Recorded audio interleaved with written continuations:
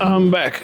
For today's video, what I'm going to be fabricating is a simple little piece of metal to create like a housing here where I could just drop this little pick that I like to keep. Normally I have it with a tie down, one of the bungee ones, tied down to the front rack, but it's kind of in my way for some other things. And here I could just drop it down and it'll be cradled in. Same way I did two other cradles here for my chainsaw, which let me reach out and grab it real quick since I'm already talking about it. Instead of having the chainsaw, like this and put a bungee around it and hold it down, which is a pain in the butt if you're gonna carry other things and it's in the way and it's gonna be moving. Unless you put like multiple bungees, usually you gotta put two. Well, with this cradle here, holds it like that perfectly. And I did two because I have two chainsaws, so I could take them both if I have to. And what I did here was simple. It's just a piece of metal from here to here and put it at the width of the bar with the plastic cover. Let me back up out of here and zoom in so you can see what I'm talking about. So you see right there, same thing, just from here to here welded, and it can be done in anywhere. And then I also had to weld one other thing. This one was done vertical, this piece of like 1/8 of an inch by 1 inch. And then here, the same thing, 1/8 of an inch by 1 inch, but this one I did horizontally laying down. Why? Because if you only put it here, this will be like going like that back and forth. So it has this other part to sit on. You should still put any little thin little bungee if you are concerned with any shaking, but it's not gonna fall off of there.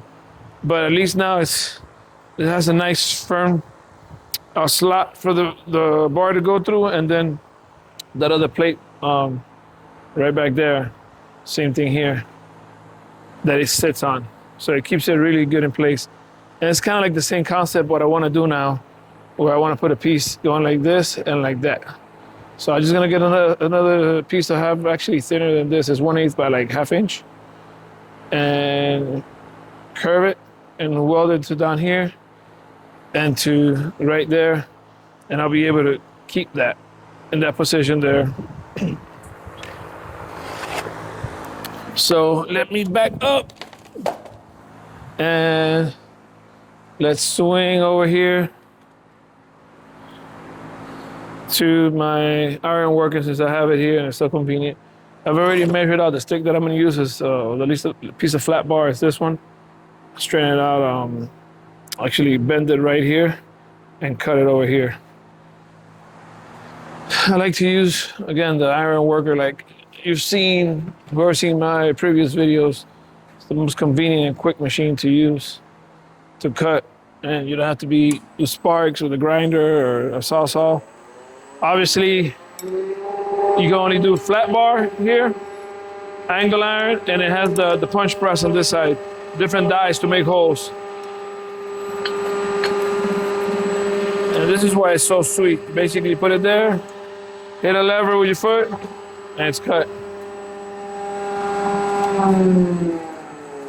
And grab the piece, came to the other side, and here it is. Now I'm working on another project here. That's why I have a bunch of stuff up here, but kind of changed to this one. Let me grab right here, and I'm gonna go ahead and get a hammer and bend it pretty much at that line at a 90 degree. So it can fit in that spot where I want it.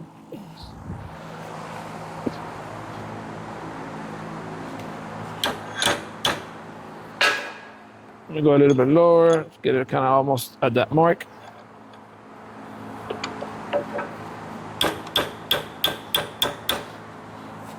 Pretty much a 90 there. And let's see if I have to do any more cutting or correcting on my measurements as I did it there. And you gotta account for the curvature and all that. So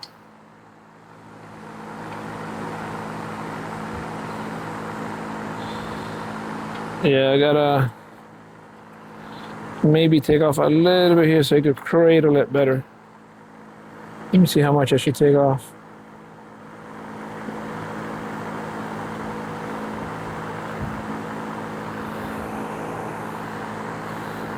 So it's gonna end up something like that, going under here.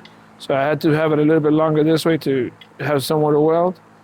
And here's where I might take off a little bit. Because here I'm not going under. This is a square, like a square tubing. So I'm actually gonna weld to the side of it. Whereas this one's a flat bar and I'm going under it. It's very little what I need to take off, but because if I overdo it, let me go back over here and try something. It'll be too tight.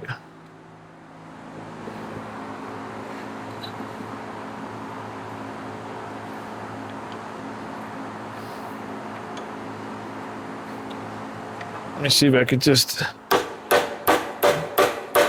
make it tighter like that and bring this part up now.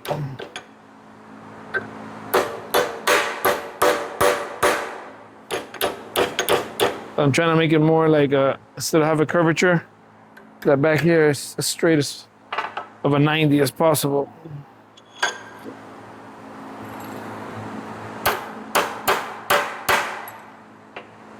And that might do it.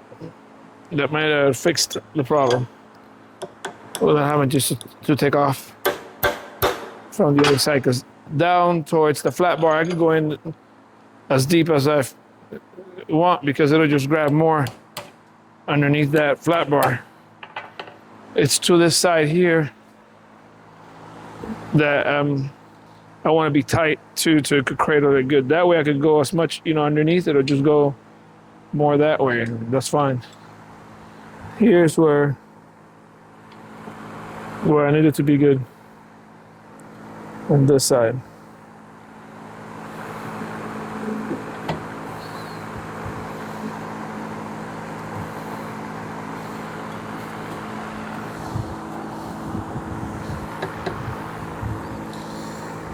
Now it's actually separated like 1/16, but that I could make up with the weld.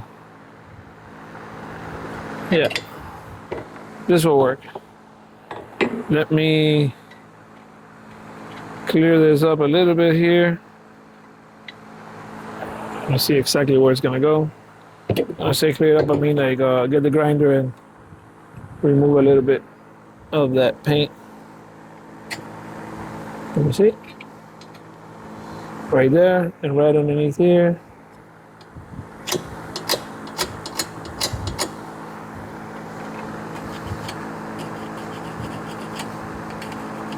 Should have got him a marker, but being lazy.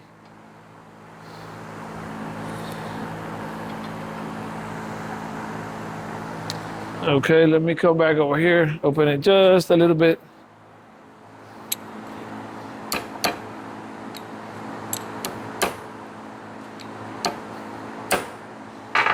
Let me see.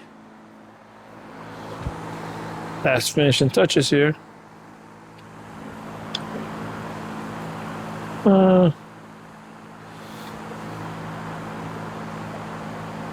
That'll work. Okay, let me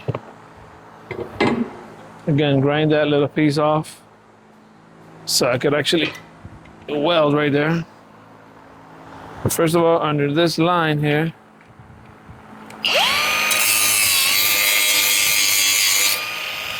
and then this one was right here.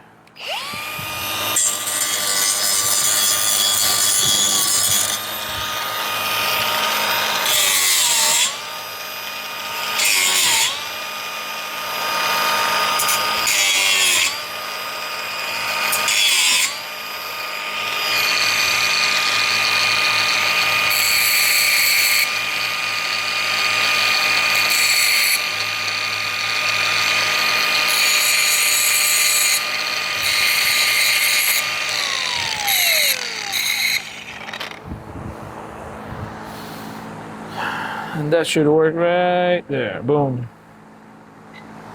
I'm gonna grind off here to somewhere here to grab onto the ground.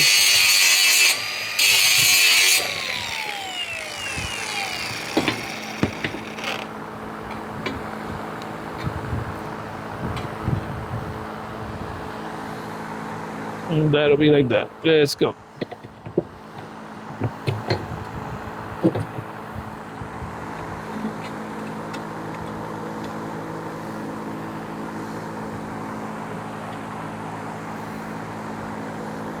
Perfect. Let me get my gloves on here.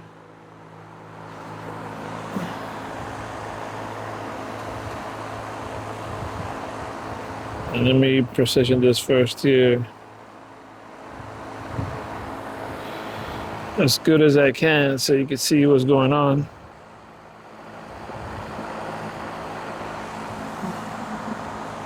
I get the welder on. Gloves, helmet. Right, helmet acquired. Open gas. Turn on the welder. Get the gloves and set it to, I'm gonna go here with 4.5. And wire speed at 65. So the voltage are 4.5 and 65 speed. And this is for, on a Millermatic, 211.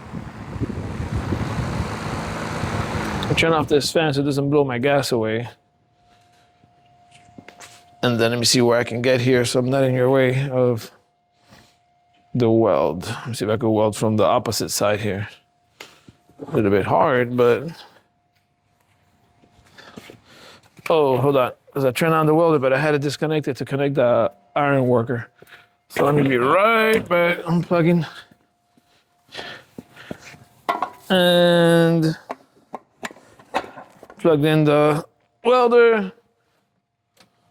Turned it back on. And we're in business. Let's come over here. This wire's a little bit too long. You're supposed to nip it. My trick is go and touch it wherever, somewhere that, you know, it's connected to this ground, and you can cut it like that, and this piece just comes off. All right, where's the piece to be attached? This is incredible, but I don't know where I placed that piece at. And I bet you somebody watching is seeing it. Yep, right here. That's the funny part. Somebody was looking at it right at the video saying, it's right there. Because you zoomed into that spot only, so you know. All right, so right there feels kind of perfect. Let me tag it, and then I'll get out of the way for sure.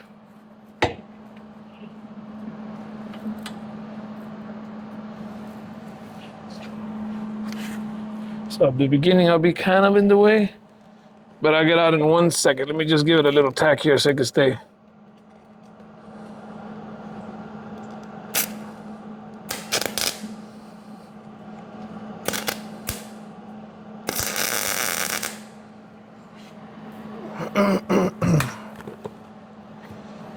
Let me see how that looks.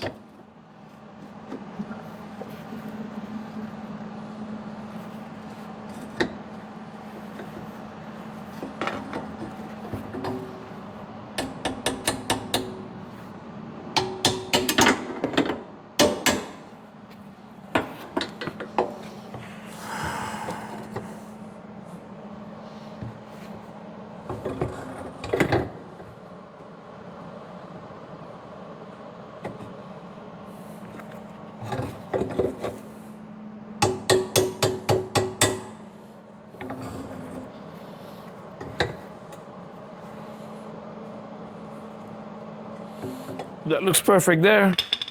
Let me now start welding here.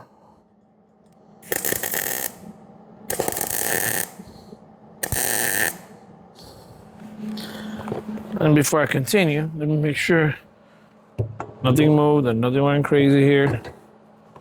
Okay, perfect. Try to get out the way here.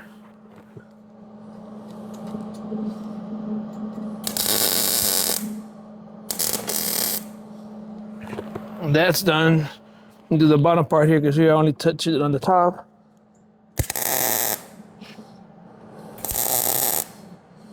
Perfect. I'll check again, anything.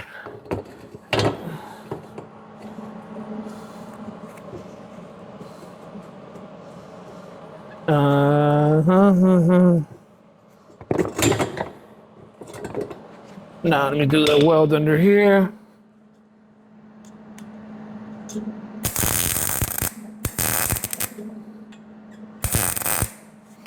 Okay, and over here on this side, I only did a little tack earlier. Let me grab it more at the back.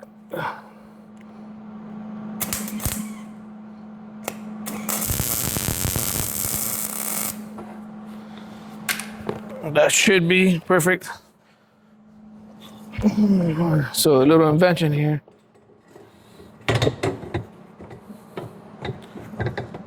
Perfect. I mean, you could also put a little strap just to whatever there, but looks good. Yeah, that should work perfectly. Let me get some paint. I'll just throw some paint over there real quick, and we will be good to go. I'll zoom out now while I paint. Where's the black paint? There we go.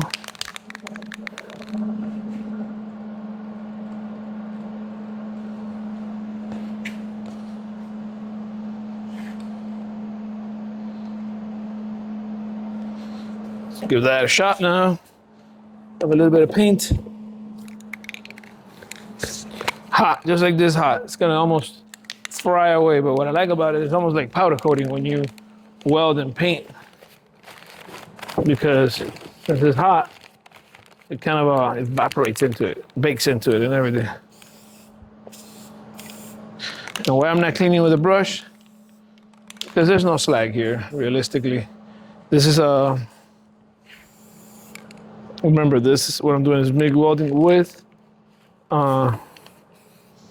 gas, not with fluxed wire.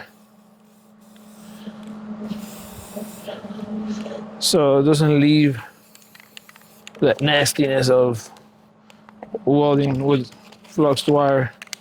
Not that you shouldn't do it, it's just everything has its own application.